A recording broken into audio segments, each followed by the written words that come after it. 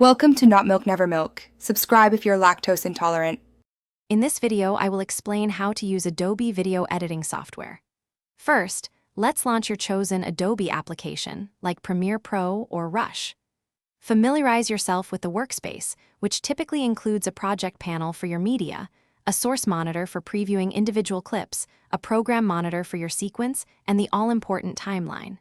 To start, import your video clips, images, and audio files directly into the project panel.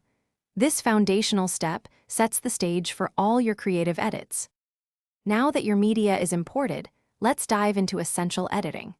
Use the razor tool to make precise cuts and trims on your timeline, removing unwanted footage. To ensure a seamless viewing experience, apply transitions like a cross dissolve or a dip to black between your clips. You can also adjust clip speed, perhaps slowing down a shot to 1/2 its original speed for emphasis, or speeding it up by 2 times for a dynamic montage. These techniques form the backbone of compelling video storytelling. Next, let's elevate your video's production quality. Dive into color correction and grading to give your footage a consistent, professional look, perhaps adjusting highlights and shadows by 10%. Don't forget audio. Mix your tracks carefully, ensuring dialogue is clear and background music is balanced.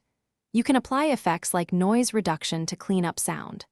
Finally, add engaging text overlays, lower thirds, or graphic elements to inform your audience and enhance the overall visual experience, making your message truly stand out. Finally, it's time to share your creation with the world. When exporting, select settings tailored to your platform, whether it's for YouTube, Instagram, or a client presentation.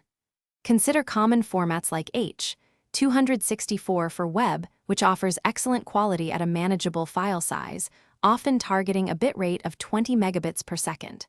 Once your settings are dialed in, hit that export button. Your masterpiece will then render, ready to be uploaded and enjoyed by your audience. Congratulations on your finished video.